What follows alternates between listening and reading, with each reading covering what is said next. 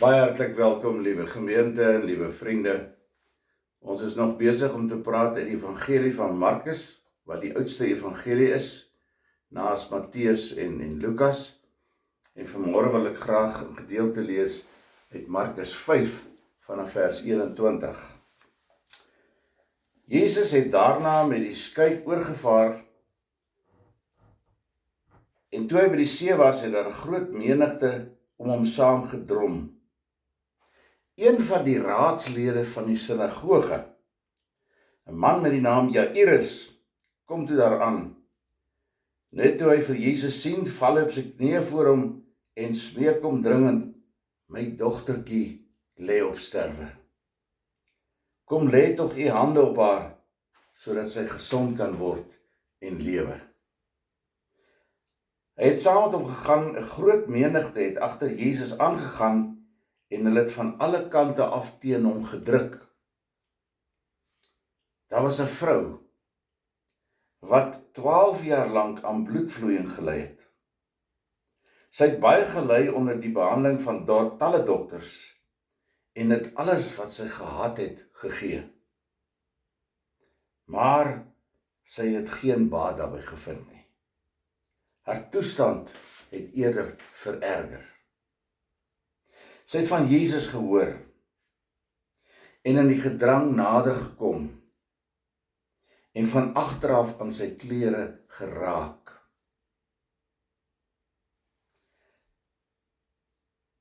Want het sy gedink, as ek maar net aan sy klere kan raak, sal ek gesond word.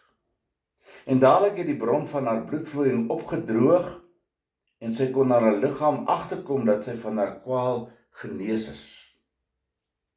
Jesus het ook self onmiddellik geweet dat daar van hom krag uitgegaan het. Hy het hom in die gedrang omgedraai en gevra: "Wie het aan my geraak?" Sy disippels het hom geantwoord: "U sien tog dat die mense van alle kante af teen u druk, en dan vra u nog, wie het aan my geraak?" Hy het rondom hom gekyk om te sien wie dit gedoen het. Die vrou het geskrik en gestaan en bewe, want sy het besef wat met haar gebeur het. Sy het toe voor hom op haar knieë kom val en vir hom haar hele geskiedenis vertel. Daarna sê hy vir haar: "Dogter, jou geloof het jou gered. Gaan in vrede, wees voorgoed van jou kwaal genees." Jy moet weer probeer die prentjie sien wat hier afspeel. Jesus is in die omgewing van Kapernaum.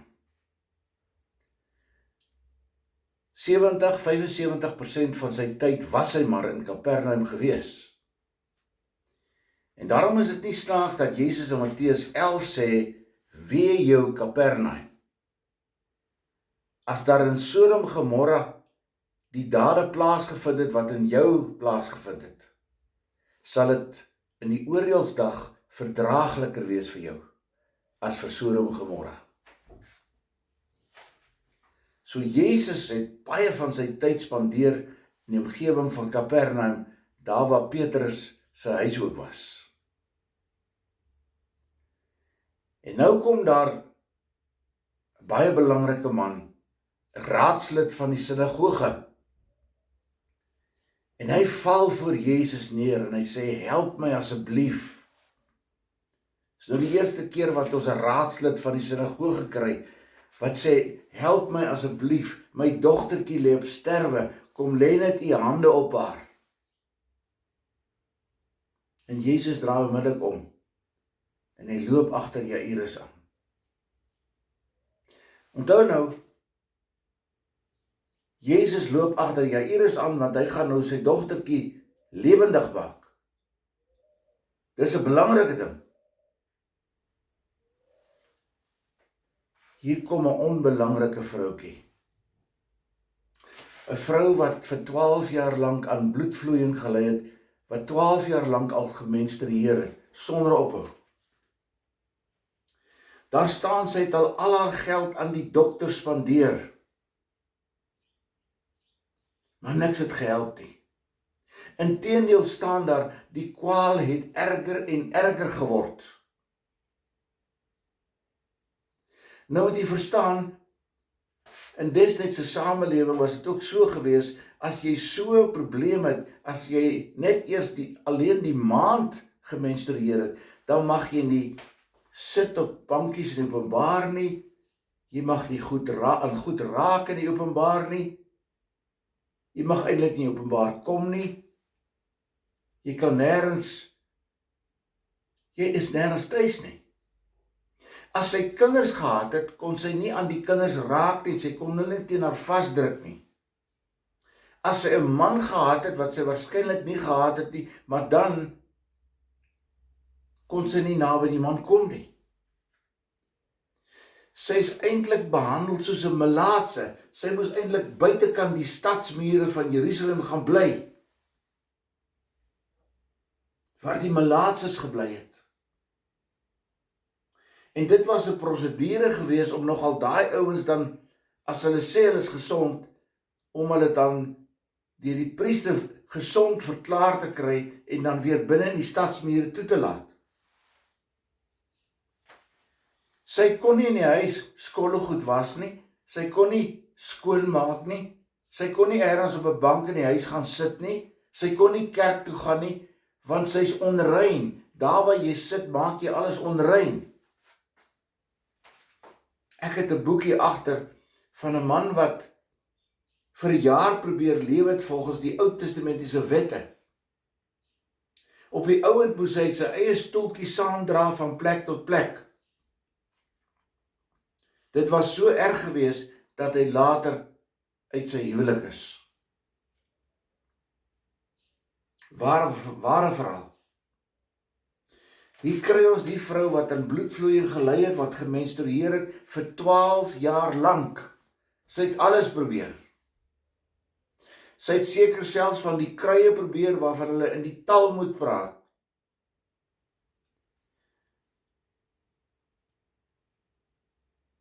Daar was nie meer vir haar raad oor nie. Sy kon eintlik ook nie iemand meer vra om haar te help nie, want almal sê net, jy's onrein, ons raak en vat nie aan jou nie. Daar bly een oplossing oor, net een. Sy besluit, sy wil dan gaan en aan die tossels van Jesus se kleed raak, want die Jode het sulke blou tossels gedra. Sy wil graag aan die tossels van die kleed raak, want hulle het nogal geglo, as daar krag in 'n man is, dan gaan dit deur tot in sy klere. Maar nou om daar uit te kom was 'n probleem, want sê nou maar iemand herken haar. Hulle sal haar wegjaag soos 'n hond.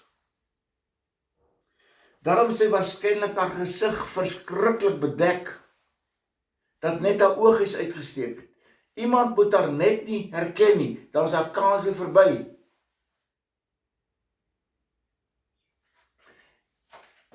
En dan kruip sy nader, en sy raak aan die tossels van Jesus se kleed. En onmiddellik gaan Jesus staan.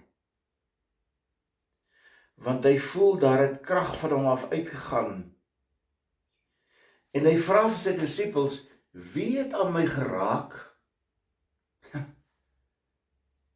Maar Here, ons is tussen 'n samedrom van mense, almal druk teen ons en skuur teen ons en stoot teen ons, hoe vra u nou wie het aan u geraak? En die vrou, sy besef onmiddellik toe sy aan hom geraak het, dan gebeur iets met haar. Die onreinheid is weg. Dan kom 'n droogheid in haar liggaam. En nou voel sy seker sy moet maak dat sy wegkom, dat iemand nie agterkom sy het aan Jesus geraak nie. Maar Jesus gaan staan. En hy vra wie het aan my geraak? Die disippels is ontstel, maar hy het nie Jesus nie. En dan draai Jesus om, en dan is dit die oomblik wat jy moet raak sien, waarop die lig sal val in die skildery. Dis net sy en Jesus. Onthou, Jesus was op pad om Jairus se dogtertjie op te wek uit die dood. Dat was eintlik 'n belangrike ding waarmee hy besig was. Maar hy kan nie hierdie vrou net so los nie. Want dan dink sy, dis die bygeloof, dis die raak aan die tossels wat haar gesond gemaak het, en dis nie wat haar gesond gemaak het nie. Dis die krag wat uit Jesus uitgegaan het wat haar gesond gemaak het. En dan draai hy om en hy kyk na haar, en sy vertel haar verhaal, en hoor wat sy vir haar, dogter. Wanneer laas het sy in haar lewe gehoor dat iemand haar aanspreek as dogter? Want sy is nie meer 'n maagd nie, sy is nie meer rein nie.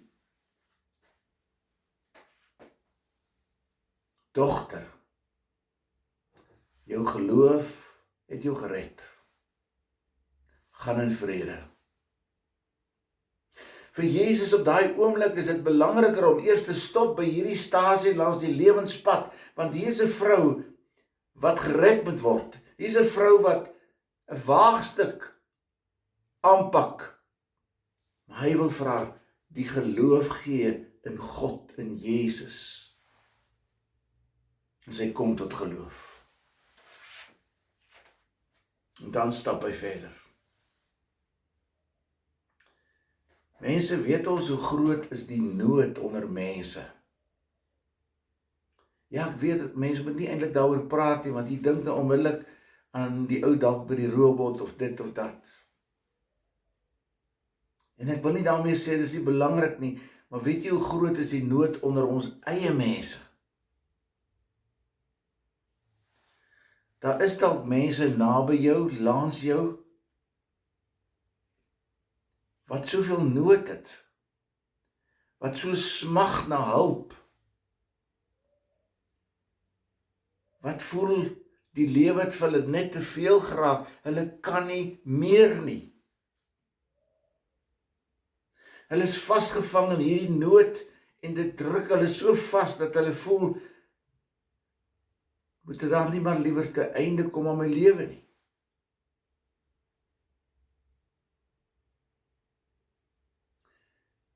Het jy dalk op die pad gekom dat jy sê, Here, ek wil nie meer langer lewe nie. Hierdie lewe is nie vir my nie. Ek pas net nie in hierdie lewe nie. En tesame met die nood wat op my druk en wat vererger word en wat meer en meer word, voel ek, Here, ek kan nie meer hierdie lewe hanteer nie. Ek wil nie meer nie. Ek kan nie aangaan nie.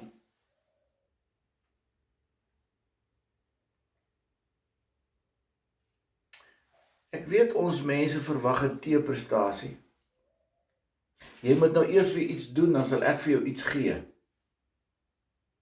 Maar die reformatie het ons geleer, die gereformeerde teologie het ons geleer, nee,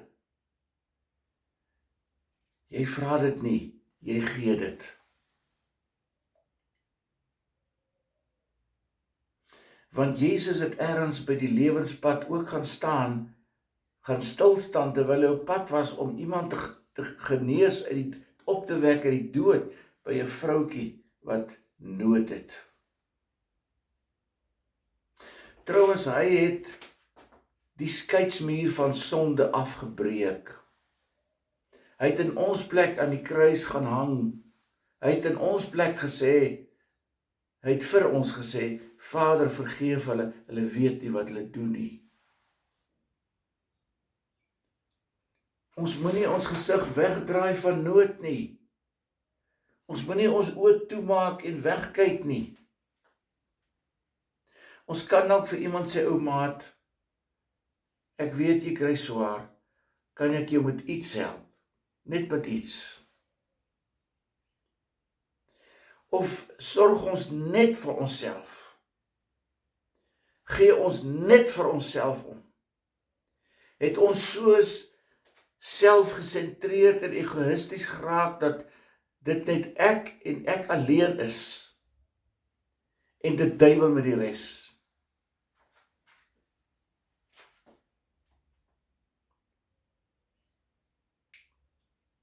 Ek wil tweedens vra, was dit geloof wat die vrou gered het?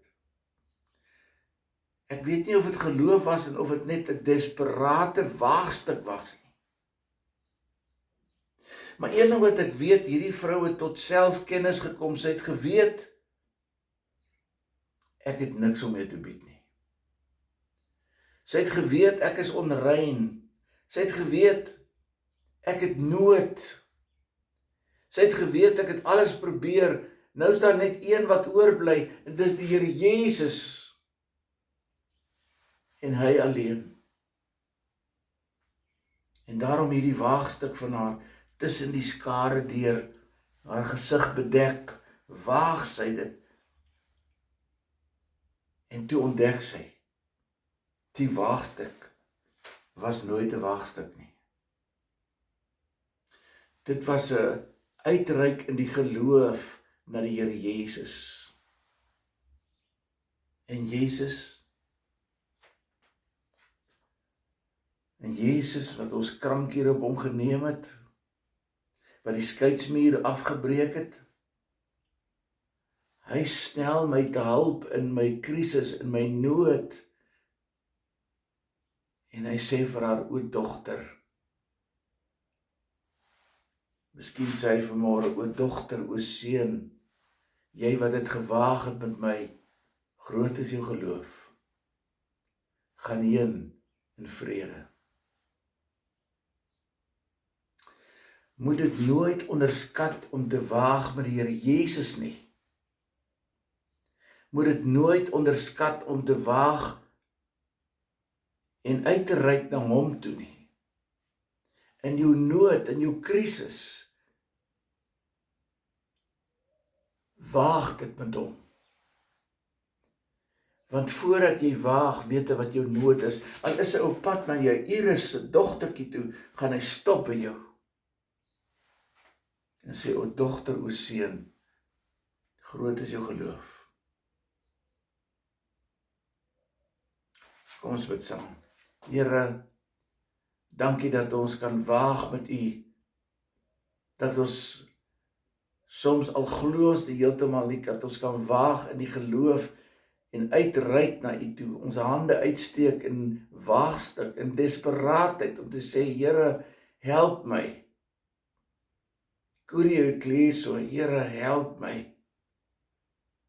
Ek het niemand anders wat daar oorbly, na wie toe kan gaan nie. Soos daar mense, Here, wat ook siek is. Ek dink aan 'n Stoffel wat elke dag sy vroukie Adele en sy suster besoek, dat U spesifiek ook vir Stoffel die krag sal gee. Die diep innerlike krag, waarvan Paulus praat wat ons verstand te bowe gaan. Ek dink aan Greta, wat worstel met kanker. Wees met haar asseblief, en met Koenie. Hou hulle styf vas. Dan is Susan Besuidenhout, wat al die pad deur 'n moeilike tyd gaan, nadat sy oom Willie verloor het. Here, behoed en bewaar haar. Dan is Susan Estreisen in haar gesondheid, dat U met haar sal wees. En dat die eina en ames in haar lewe, Here, dat U dit ook sal aanraak. Dink aan die wonderlike ding van Pieter en Renata, wat hierdie week 'n klein ding ryker geword het. Hier so net voor Valentynsdag. Dankie dat U vir hulle daarmee geseën het en alles goed verloop het. En hulle ander kindjie wat so 'n week terug gedoop is. En nou is dit Marley, wat in die lewe ingekom het. Dit bly 'n wonderwerk. Ek bid, o Here, dat U sal wees met Irma, wat ook geval het, en sleg seer gekry het, dat U vir haar ook sal behoed en bewaar en krag gee, van dag tot dag. Ek vra dat U ons sonde sal vergewe in Jesus naam. Amen. O seun, o dogter, ontvang die geloof vanuit die hand van die Here. En gaan weg met die liefde van Jesus in jou hart.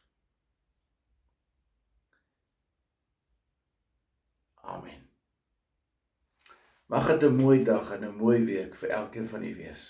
Totsiens.